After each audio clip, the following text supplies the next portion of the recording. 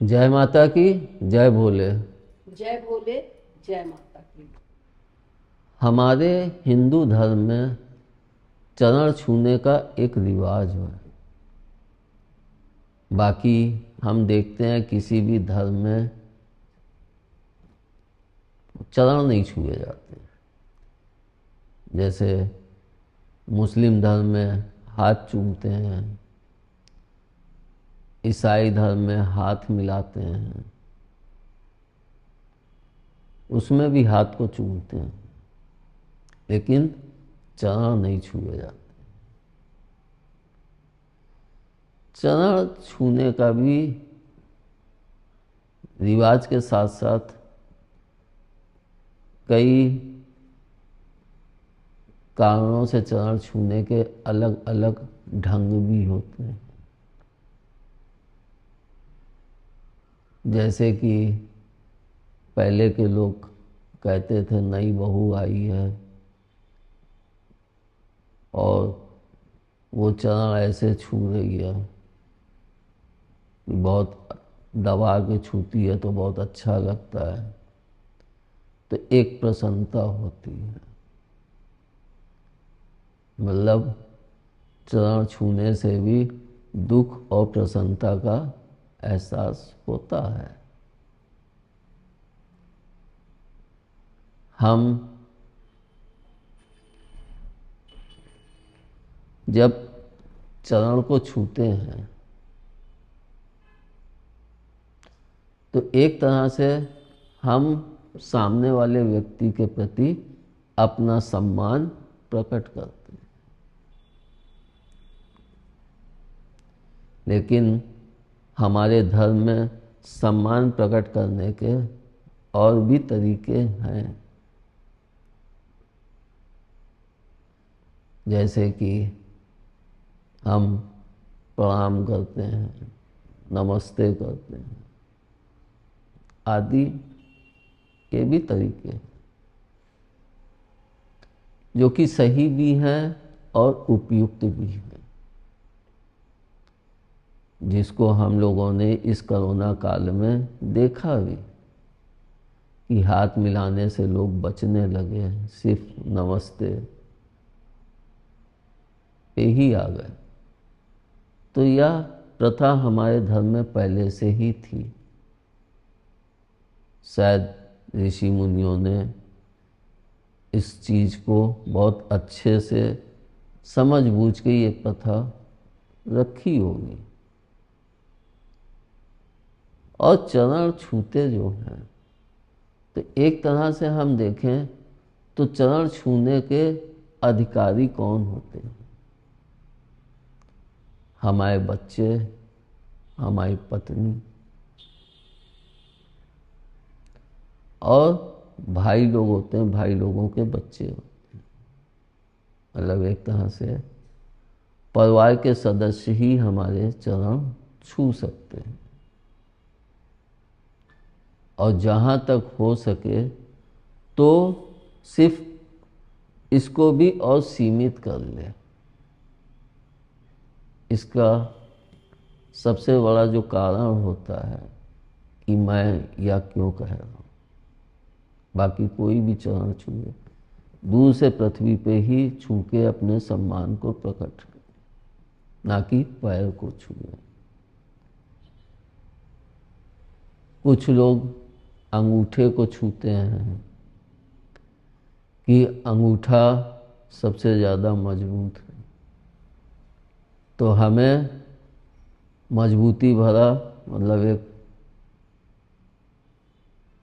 आशीर्वाद प्राप्त हो। लेकिन ऐसा नहीं होता है, क्योंकि आशीर्वाद तभी फलदायी होता है जब खुशी मन से दिया जाए। अगर कोई बेमन से आशीर्वाद देता है तो कार्य करता है, लेकिन बहुत ही सीमित मात्रा में, क्योंकि वह खुशी मन से नहीं दिया। और चरण में उंगलियां तो छूनी ही नहीं चाहिए। जब चरण छुए जाते हैं तो उंगलियां नहीं छूनी चाहिए, क्योंकि उंगलियां तो आगे के मुख्य पोल हैं। अगर हम उंगलियों के ऊपर रख के चरण छुएं तो वह ज़्यादा महत्वपूर्ण होते हैं। मगर आजकल लोगों के अंदर एक भ्रम सा उत्पन्न हो कि अंगूठा छुओ तो ज़्यादा आशीर्वाद प्राप्त होता है, मगर ऐसा कुछ भी नहीं है। हाँ, चरण छूने का फर्क क्या होता है आपस में, क्योंकि चरण छूने में एक व्यक्ति चरण छुआ रहा होता है और एक व्यक्ति चरण छू रहा होता है, तो सम्मान तो वो प्रकट कर रहा है, लेकिन इसके अलावा और क्या होता है। एक तो चरण छू के वह व्यक्ति उस व्यक्ति के दिल में अपने प्रति प्रेम को जगाता है ताकि खुश मन से आशीर्वाद प्राप्त हो। दूसरा जो सबसे मुख्य कारण है, जिसको बहुत ही कम लोग जानते भी होंगे, जब हम सात्विक ऊर्जा से ओतप्रोत होते हैं और कोई व्यक्ति गंदी ऊर्जा से ओतप्रोत है तो वह चरण छूता है तो हमारी ऊर्जा उसके अंदर प्रेषित हो जाती है और उसकी ऊर्जा हमारे अंदर आ जाती। मात्रा सीमित होती है लेकिन ऊर्जा का आदान प्रदान होता है, जिसके कारण हमारे स्वभाव में और हमारे लक्ष्य प्राप्ति में सहायक भी हो सकते हैं और नुकसानदेह भी हो सकते हैं। इसलिए चरण छूने की प्रथा से तो व्यक्ति को दूर ही रहना चाहिए, और अगर छूना भी है तो दूर से धरती पे ही छू ले। इसको हम देखते भी हैं कि जो बड़े बड़े ऋषि मुनि होते थे, जो सिद्ध पुरुष होते थे, वो चरण नहीं छुआते थे, बस दूर से प्रणाम कर लो, इतना ही बहुत। क्योंकि चरण छूने में एक गुलामी का भी एहसास होता है, जिसको हम देखें तो राजा महाराजा थे तो उनको जो पूर्व शासक थे, लोग आके उनके चरणों में लेटे हैं, पैर छुए, तो एक गुलामी का ही एहसास होने लगता है। इसको हम अपने साधना के समय पे, जब कुछ बच्चे लेट के पैर छूने की प्रथा आरंभ कर, तब एकदम से एक दिन मैं उनके ऊपर गुस्सा आ गया कि इस तरह से तुम लोग चरण को छू रहे हो तो क्या मैंने तुम लोगों को गुलाम बना दिया? कल को तुम लोग कहोगे कि मेरे हाथों के ऊपर से पैर रख के जाइए, तो मैं तुम लोगों को गुलाम नहीं बनाना चाहता, बल्कि सशक्त बनाना चाहता। और जब हमारे अंदर स्वावलंब मजबूत होगा तो हम ऊंची उड़ान भर सकते हैं, क्योंकि हमारे अंदर अगर गुलामी का एहसास भरा होगा तो हम वह उड़ान को नहीं प्राप्त कर सकते।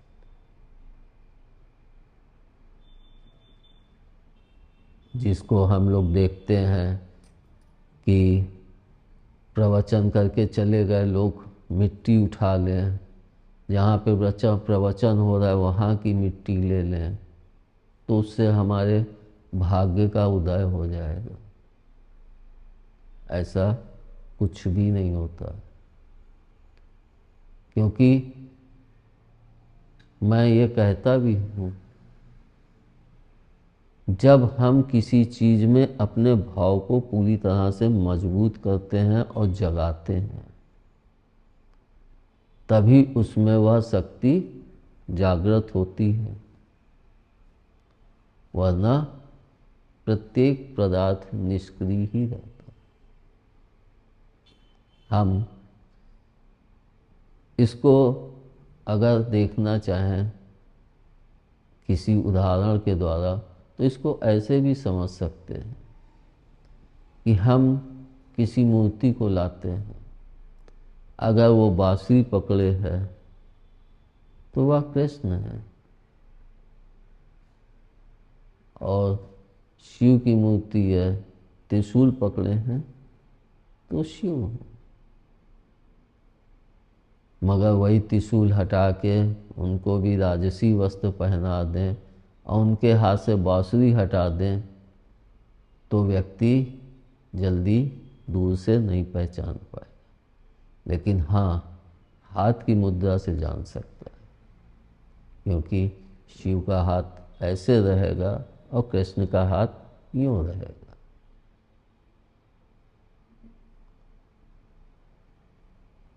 मेरे कहने का तात्पर्य यही है कि हम अपने भाव के द्वारा ही वह शक्ति को जागृत कर पाते, और जब हम किसी के चरण छूते हैं तो शक्ति के आदान प्रदान से हमारी शक्ति का गिरावटपन भी आ जाता है और वृद्धि भी हो जाती है। और हम लोग पैर दबवाते हैं तो उसको चरण छूना नहीं कहते हैं, लेकिन हम लोग जब किसी के पैर दबाते हैं तब भी हमारी ऊर्जा का आदान प्रदान होता है। इसीलिए कहते हैं कि जो भी परम पिता की राह पे चल रहा है वह इन सब चीज़ों से बचता है। जो योगी होते हैं उनके शिष्य ही उनके चरण दबा सकते, वो अपने चरणों को किसी को छूने भी नहीं देते। तो इन सब के द्वारा हम यह तो समझते हैं कि हमको चरण क्यों छूने चाहिए और क्यों नहीं छूने चाहिए, लेकिन जैसा कि मैंने कहा कि कुछ लोग चरण छू के अपने दुराभाव को प्रेषित करते हैं। उसका सबसे उत्तम उदाहरण ये कि हम देखते हैं कुछ लोग आते हैं, जैसे चरण छुए, दिल में प्रेम जगा दिए, हम प्रसन्न होके कि मेरे पैर छुए, मेरा सम्मान किया, तो हम खुशी से आशीर्वाद दें। लेकिन वो पैर छू के कहीं हमारे पैर को ही तो नहीं खींच दे रहा है कि हम स्थिर होके खड़े भी ना हो पाए। इसका तात्पर्य यह है कि वह हमारे पैर को छू के हमारी ही जड़ को काट रहा है।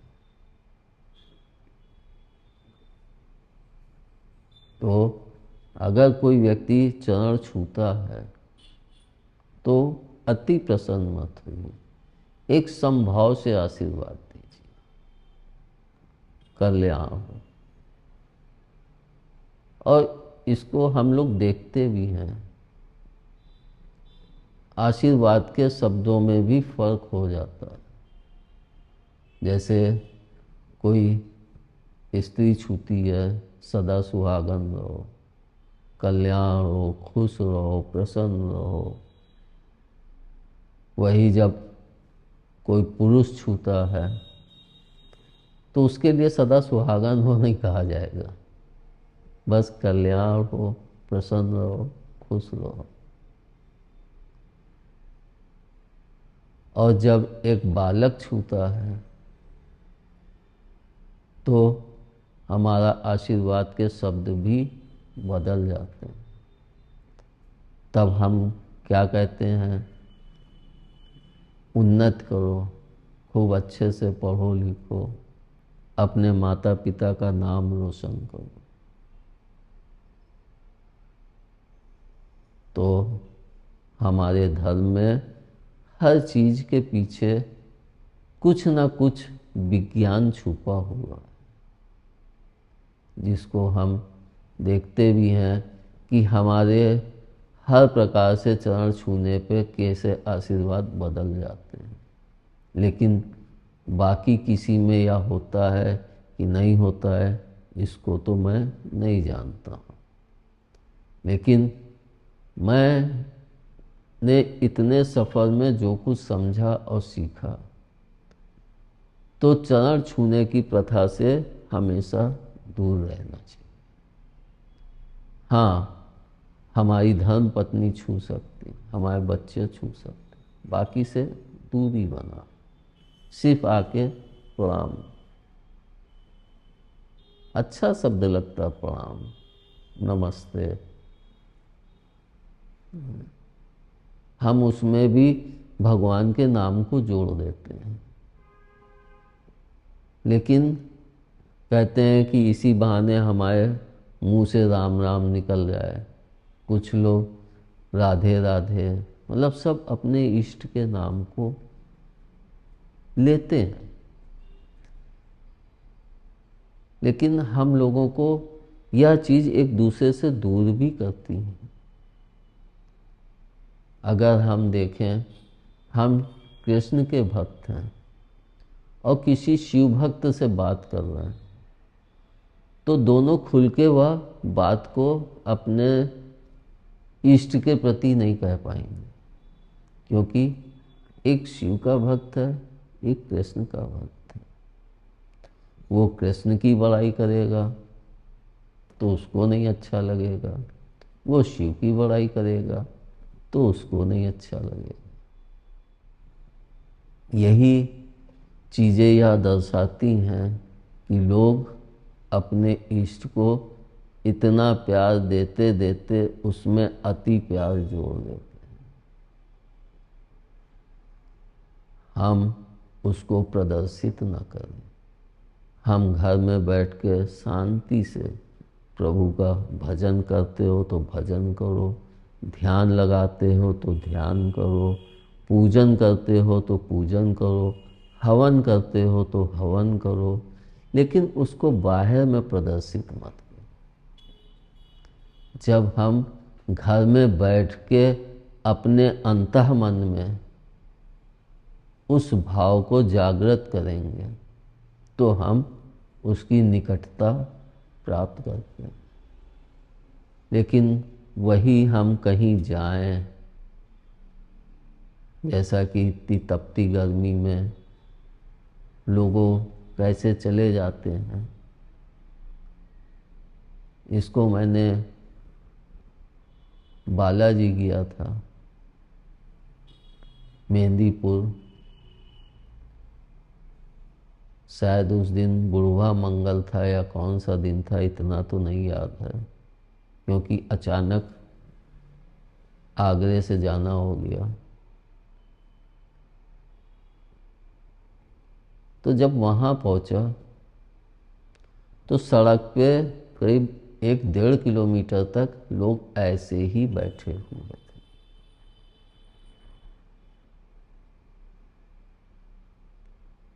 तो उनको देख के मेरे को इतना कष्ट और दुख हुआ कि प्रभु के दर्शन करो आके। उनका आशीर्वाद प्राप्त करो। जितने भी ऐसे धर्म स्थल होते हैं वहाँ एक अच्छी किरणें हमेशा निकलती रहती हैं जो हमारे मन को भी उत्तेजित करती हैं। लेकिन भाव हमारा घर पे ही जगता है, किसी एकांत जगह पे ही जगता है। जब हम वहाँ बैठे होंगे और हम जय बालाजी जय बालाजी जय बालाजी रट रहे हैं और बगल में बैठा कोई अपनी कथा कहानी कह रहा है, तो हम सिर्फ मुंह से रट रहे हैं लेकिन दिल से नहीं बोल रहे। तो मेरी आप सबसे यही प्रार्थना है, आप घर पे बैठ के उसका आशीर्वाद प्राप्त कीजिए, जिससे बहुत सी दुर्घटनाओं से आप बचेंगे। और अगर आप लोगों को मेरी बातों का सत्यापन चाहिए तो अपने घर में बैठ के कोई जप लेके आप जपिए, वहीं से प्रभु से जुड़ाव कीजिए। जहाँ जाना है शरीर को कष्ट उतना दो जितना वह सहने में सक्षम हो, क्योंकि आपको उस ऊंचाई तक नहीं जाना है, आपको सिर्फ प्रभु का आशीर्वाद चाहिए। जिनको उस ऊंचाई तक जाना है उनकी मेहनत भी अथाह हो जाती है, उनके कष्ट भी अथाह हो जाते हैं, क्योंकि जब तक वह कष्ट और मेहनत नहीं करेंगे तब तक उस प्रभु के पास पहुंचना बहुत ही मुश्किल होता है। आप किसी भी ऋषि मुनि या संत जो सिद्ध पुरुष हैं उनकी जीवनी को देखिए, उन्होंने कष्ट भी सहा और प्रभु भक्ति में न रात देखी न दिन देखा, तब उन्हें प्रभु के दर्शन प्राप्त हो पाए। इसलिए चरण छुएं या ना छुएं, प्रणाम करें, वह ज़्यादा उपयुक्त है। बस अपने भाव को मजबूत करें। अगर सामने वाले के प्रति हमारा भाव मजबूत होगा तो वह व्यक्ति भी प्रसन्नतापूर्वक हमें आशीर्वाद देगा, और जब प्रसन्नतापूर्वक आशीर्वाद मिलता है तो हमारे मार्ग की बाधाएं सब ध्वस्त हो जाती हैं। धन्यवाद। जय माता की जय बोले। जय भोले, जय माता।